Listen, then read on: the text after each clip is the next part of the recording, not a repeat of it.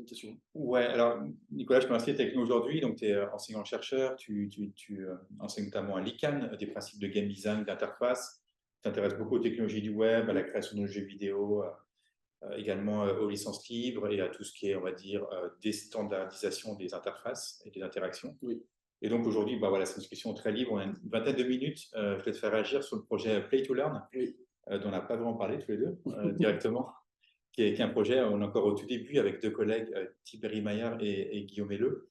Et l'idée, c'est d'amener la connaissance en sciences sociales auprès des gamers. Et pour ça, l'idée, c'est de créer une émission dont YouTube ou Twitch, les choses sont encore ouvertes à ce stade, où du coup, on va inviter un ou une chercheuse en sciences sociales à réagir à un ou plusieurs jeux.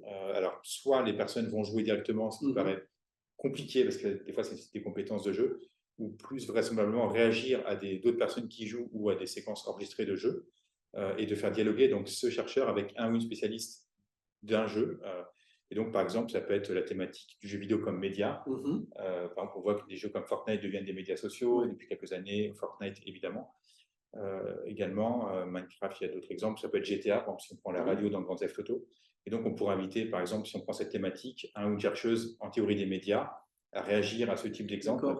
Et donc, l'idée, c'est de faire idéalement que la personne, le chercheur ou la chercheuse, réinterroge sa pratique depuis des exemples de jeux vidéo qu'il ou elle ne connaît pas, le tout accompagné par un ou une spécialiste qui elle-même va apprendre du chercheur. Donc, on veut créer vraiment un dialogue entre ces deux personnes. À la base, on voulait que ce soit un ou une journaliste qui fasse ce travail de médiation ou de dialogue. Et puis, on s'est dit, finalement, c'était trop classique et on s'oriente plutôt vers des choses, des dispositifs scéniques où, du coup, ce serait l'espace qui jouerait ce rôle de médiation, notamment avec la pratique autour des escape games. Là, je te montre quelques exemples à l'écran. On a commencé à recenser des espaces médiatiques qui, du coup, sortent de la binarité qu'on voit souvent sur Twitch. Je précise également que toi, tu as une pratique active de Twitch, où on est soit dans la chambre d'ado, soit dans le plateau télé pour les émissions qui ont plus d'argent. Mais sinon, il y a assez peu de création à cet endroit-là. C'est vrai. Et on se dit que finalement, là, il y a peut-être un gap intéressant à explorer dans le cas de Play to Learn, de créer du mobilier spécifique qui jouerait ce rôle de médiation. Je pense qu'on arrive, on ouvre une boîte, ou alors on peut avoir des sortes de parcours. Là, c'est le film Dogville, qui pourrait du coup faire plusieurs temps de l'émission avec des interactions, etc. Et que du coup, les deux personnes découvrent en même temps ce qui se passe. Là, c'est un autre exemple dans le cadre d'un défilé de mode à la aide. Et on pourrait imaginer que ces écrans, c'est des extraits de jeux. Je comprends la GTA, enfin, c'est plus qu'une trilogie. Il y a 5, 6, 7 jeux, on ne sait plus trop maintenant. Et du coup, voilà, des choses pourraient se passer. Puis du coup, l'émission serait vraiment dynamisée par cette spatialité. Ouais, déjà, je ne sais pas ce que tu penses, si on s'arrête là-dessus, sur ce principe-là. Ouais, c'est sûr que c'est vraiment la question très centrale. Après, moi, sur mes questions, je me suis dit qu'il y avait aussi un aspect formaté du live, mais parfois dans une bonne chose, si on peut le dire comme ça, c'est peut-être parfois comment dire, l'immédiateté, en fait, de lancer un live depuis sa chambre avec son téléphone, par exemple, ou via sa PlayStation 5 parce qu'elle est connectée à son compte Twitch, tu vois.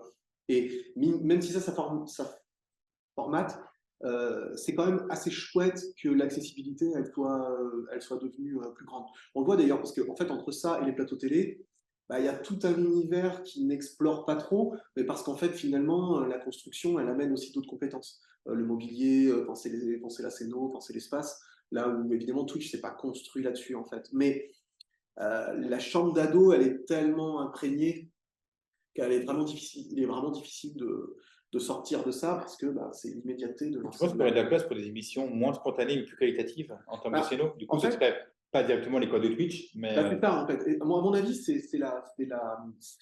comment dire, c'est le réglage. Alors après, il faut essayer aussi pour avoir des conclusions, ce qui est forcément un peu toujours le mieux. Mais quand même, dans ce que je pressens et dans ce que je vois, ce qui m'intéresse, la manière dont je l'expérimente à ma petite échelle, c'est que en fait, il faut jouer aussi un peu avec les codes de la plateforme, c'est-à-dire jusqu'où est-ce qu'on peut s'en éloigner, jusqu'où est-ce qu'on va pouvoir créer.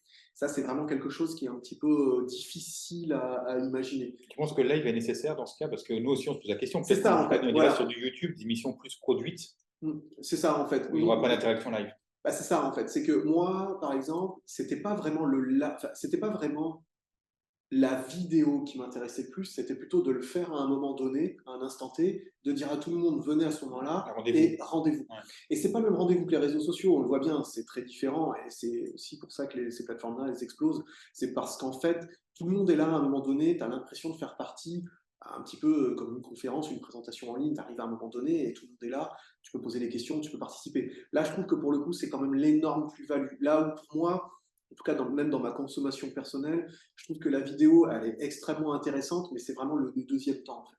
Ou alors peut-être qu'il y aurait un entre-deux de dire on commence par des vidéos, disons, asynchrones YouTube, et si ça marche, après on va vers de l'événement en public. Oui, ça peut être ça, effectivement. Et du coup, qui peut-être peut réduire aussi la fréquence des Ouais, lives. c'est ça. C'est-à-dire à certains moments, Que le effectivement. live implique une régularité qui est compliquée quand tu payes ta vie. Voilà, ouais, c'est ça en fait. Mais c'est tout ça, il y a un ensemble logique, hein, moi je trouve, du fait qu'effectivement, si tu lances un plateau télé une fois par semaine, et encore, les statistiques montrent que sur Twitch, pour avoir une audience grandissante, ou en tout cas qui va dans les algos, c'est pratiquement tous les jours qu'il faudrait le faire. Donc en fait, là, la problématique, elle se pose de façon très frontale, c'est-à-dire quelle possibilité avoir quand on est ça. Alors soit on a ces studios et on sait que c'est un métier sur lequel on y va tout le temps, on est intégré à ça, comme par exemple Webedia, ou enfin tous ceux qui ont fait cette entreprise qui a fait une grosse partie des youtubeurs. Mais si on veut créer des émissions, disons, comme les escape games quasiment, tu ne peux pas le faire tous les 2 jours. Voilà, c'est ça en fait. Et du coup, c'est là où, dans votre dispositif, le live se poserait vraiment en fait en tant que question. C'est-à-dire,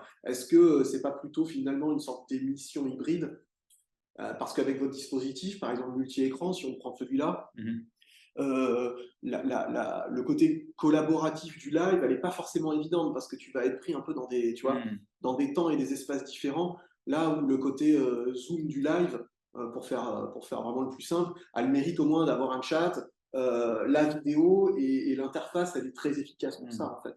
Même toi en tant que créateur de contenu, tu vois tout de suite en fait l'interaction avec les autres. Ce qui là, en fait, serait probablement moins le cas. Mais encore une fois, c'est possible parce qu'on voit sur les gros plateaux.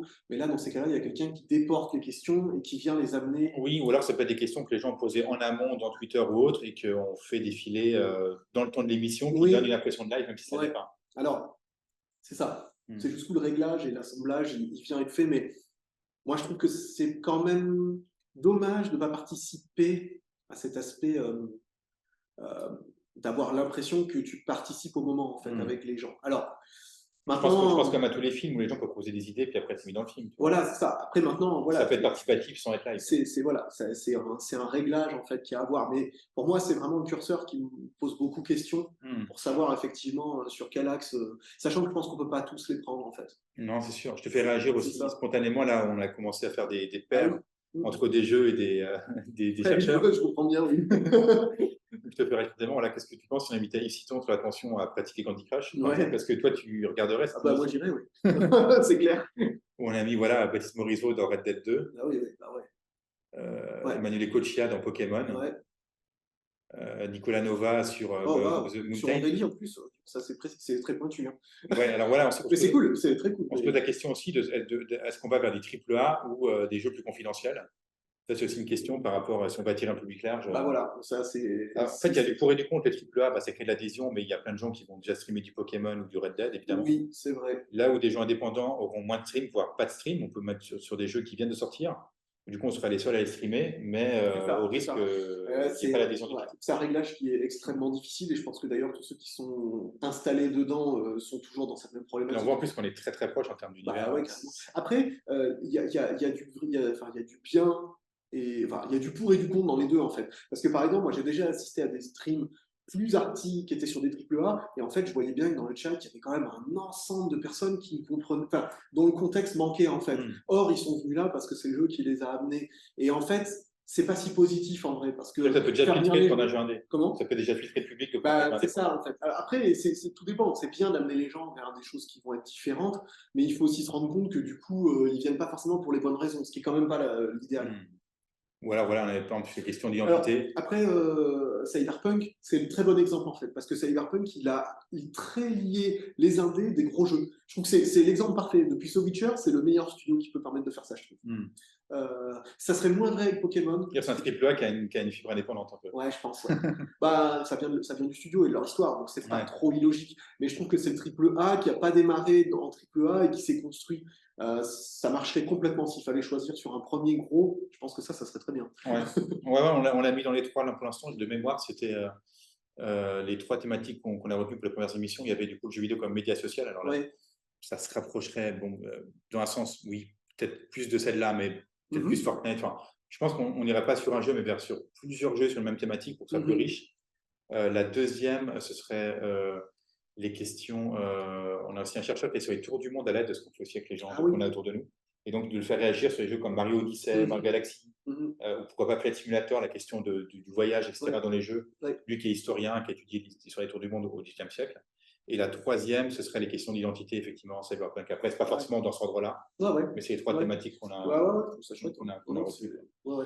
Et en termes de dispositif, tu disais que c'était pas obligatoire que les gens jouent, hein, c'est ça? Bah, on se pose la question, ça j'en Ouais. discute avec toi, mais du coup, est-ce que, voilà, on se pose la question, est-ce qu'on veut aussi deux flux, Zoom, Twitch, etc. Bon, peut-être que YouTube serait peut-être un compromis intéressant qui éviterait d'avoir un double stream. Parce que YouTube, à la fois des chercheurs et des grands publics y est, c'est quand même pas mal, ça éviterait la Bah, dichotomie Twitch, ouais, c'est sûr. Twitch Zoom, Mm. qui était à la base peut-être notre idée. Mhm. Est-ce que les chercheurs vont jouer? On ne sait pas. Du coup, D'accord. Parce que c'est vrai qu'en termes de ça, on ne sait pas encore. dispositif, c'est sûrement ça qui donnera un peu la teinte, on On va se dit, dire. voilà, je sais pas, il y a des écrans où il y a déjà des séquences de jeux préconfigurées, des vidéos ou autres. On pensait plutôt à des réactions. De la Ouais. façon qu'il y a des vidéos sur Twitch, il y a un Mhm. genre qui marche assez bien, des vidéos que les gens se refilment devant, en train de commenter. Mhm. Et peut-être que du coup, c'est le spécialiste du jeu qui va, à certains moments, prendre la manette, montrer des choses et que d'autres personnes vont les commenter, quoi. D'accord. Ok. Ouais. Après, là, tout à l'heure, j'étais en ligne avec Thibaut Brunet, qui est un artiste à Ah Paris que tu oui. connais, Oui, oui. qui a Ouais. fait Ouais, qui fait beaucoup de photos in-game. ouais, qui a fait un site qui s'appelle Minecraft Explorer, où il a fait jouer des chercheurs de tous horizons à Minecraft. Il disait que lui, ça marchait parce qu'en fait, il y a plus de personnes qu'on croit qui jouent. Et que du coup, même si les Ah gens ne oui. jouent pas à ce jeu, ils ont déjà Oui. joué. Oui. Et il a fait jouer des anthropologues ou océanographes ou autres Et ou ouais. biologistes à Minecraft. Ouais. Et il a créé carrément des parcours de jeu, enfin des maps, pour faire Sur ce l'exploration truc. scientifique dans Minecraft. Ouais. Par contre, ça demande un travail derrière énorme. Ah oui, Parce qu'il faut oui. quasiment créer un jeu dans le jeu pour que ça marche, quoi. Ah oui, d'accord. Ouais. Ouais, c'est sûr. C'est sûr. J'ai aussi d'autres questions à te poser. Là, tout à l'heure, tu étais donc à la tu as présenté des jeux vidéo par et pour le web et tu as montré des choses intéressantes sur comment du jeu vidéo peut se loger dans des interstices de sites web. Si tu devais communiquer ce projet, imaginons qu'on fasse un mini-site où, parce que pour Mhm. l'instant, ce qui se passe, c'est qu'on n'a pas commencé à faire les émissions, mais comme on le fait là aujourd'hui, on filme du making-of. Ouais.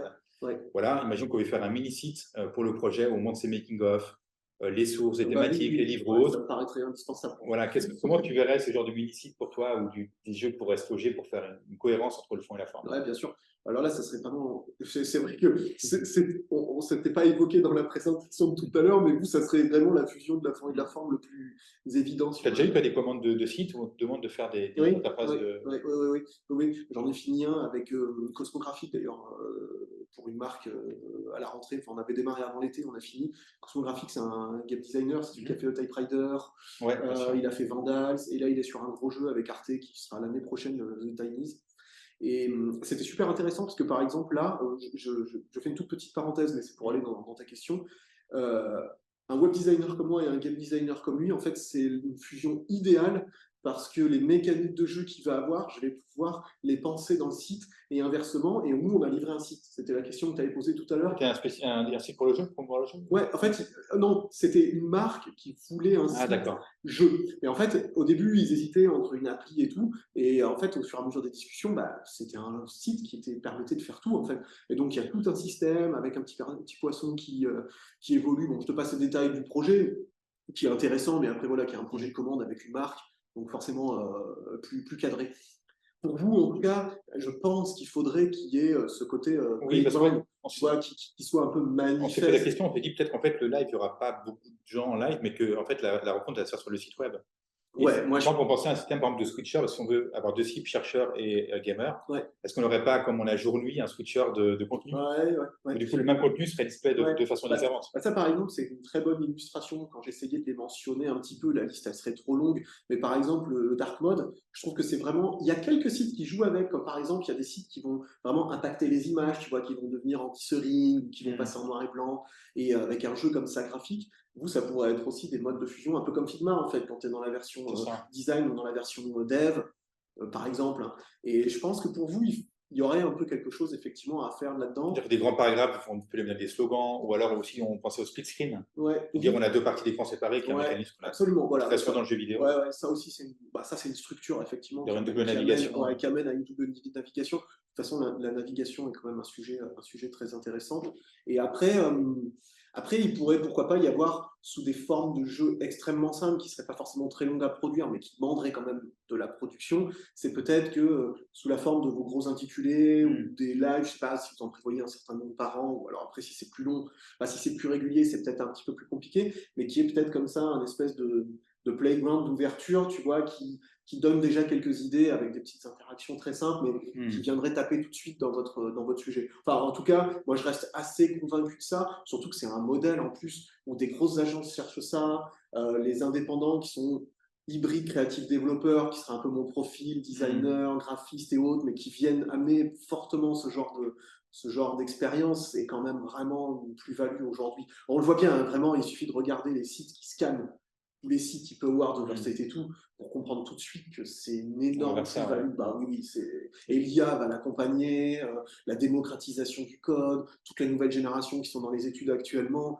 elles ont envie de faire ça, quoi. Enfin... Toi, qu'est-ce que tu tires comme expérience de Twitch, de Cardano Coding? Donc, pour les gens qui ne connaissent pas, tu fais du live Twitch depuis 2021 où tu codes en direct des cartes à jouer numériques avec différents librairies JavaScript et tu mets ça en scène sur Twitch et sur le site, tu recenses les live Twitch archivés que tu mets sur YouTube.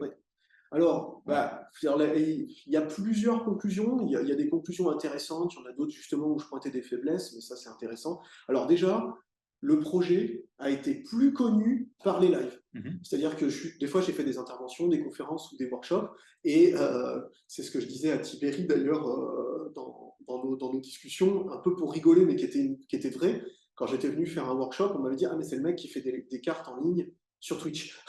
Ce qui fait que c'est quand même assez parlant, dans le sens où en fait le canal de diffusion est devenu beaucoup plus important que le site. Alors après, c'est pas les mêmes contenus, donc il faut savoir, ramener quand même les choses, parce que sur Live Twitch, tu vois que le live et tu vois pas le site. Donc finalement, c'est un peu dommage. Mais du coup, j'ai compris qu'en termes de diffusion, c'était beaucoup plus... ça n'avait pas de comparaison, en fait. C'était beaucoup plus présent. Toute cette génération-là, elle va trouver ses projets par ces canaux, en fait. Tu tapes pas carte numérique sur Google, en fait. En vérité, personne ne fait vraiment ça dans ce domaine-là, à part un certain niveau de chercheur qui sait déjà ce qu'il cherche. Donc ça, c'était déjà me dire, en fait, c'est sur des plateformes où en fait, la créativité, elle est tout à fait possible d'amener ce genre d'approche-là. Donc ça, déjà, c'est un premier bilan que je trouvais très positif, c'est ce qui m'a motivé à le faire. Après, la deuxième, c'est le temps réel, en fait. Le temps réel est absolument génial, parce que tu as à côté à la fois un peu l'anonymat, pardon, j'avais plus le mot. L'anonymat des gens, c'est assez cool parce que tu sais pas. Il y avait aussi le fait que j'arrivais des fois à déceler quand même des étudiants et des étudiantes. Ça va de plusieurs dizaines. Je pense que les plus gros que j'ai pu faire devaient être entre 100 et 200. C'est beaucoup. Ouais. Oui, mais parce qu'il y avait le principe de série. Le problème de Twitch, qui est quand même assez, qui peut être démotivant, c'est que tu peux avoir un deuxième live que tu vas relancer, mais que tu ne vas pas avoir de périodicité où tu vas faire 10 personnes. C'est vraiment le côté très compliqué de la chose, parce que les gens vont oublier, en fait.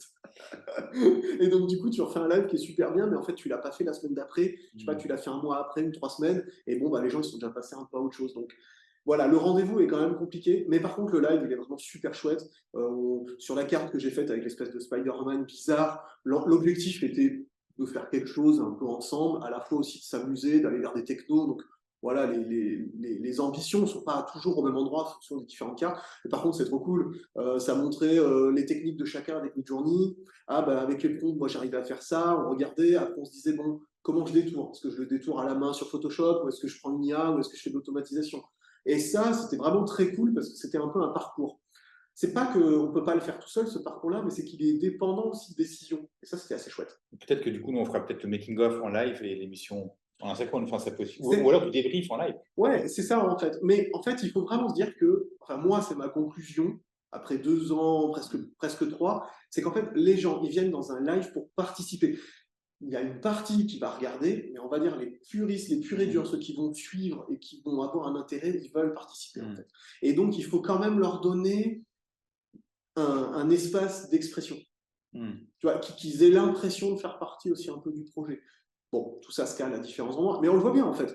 Quand tu as les très gros youtubeurs qui font un let's play d'un jeu, bah, en fait, ils vont poser des questions à un moment donné. Ah bah tiens, est-ce que je prends ce choix-là, est-ce que je prends ce choix-là? Est-ce que on va vers ce couloir-là? Est-ce qu'on suit cette quête? Est-ce que lui, on le désigne parce qu'on est dans un jeu, voilà, dans des jeux qui sont très variables.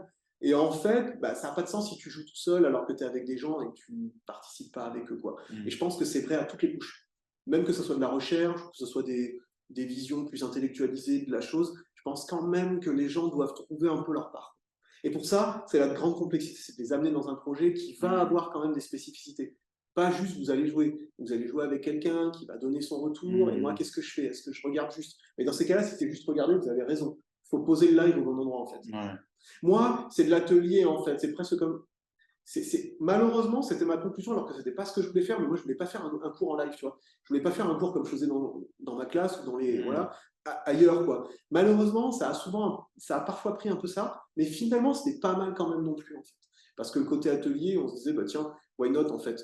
C'est pas moi qui pilote ce cours-là, parce que c'est pas un cours, donc en fait, je m'entraîne avec ces différentes personnes-là. Et aussi parce que, bah, tu as des codeurs qui arrivent sur le live aussi et qui me disent, ah bah tiens, mais fais gaffe, parce qu'en fait, ça va pas marcher. Là, tu as une erreur dans ton code. Ton éditeur, il va te le donner, mais il va pas forcément te donner la réponse. Et c'est assez sympa quand même, parce que une petite partie un peu collaborative, quoi. C'est dur, hein, parce qu'il y a plein de couches, en fait. Ouais, au début, mais en tout cas, merci pour tes éclairages. Non, mais c'est cool, en tout cas, Je vraiment. vais te faire suivre le projet. Déjà, une scéno différente, ça va faire plaisir.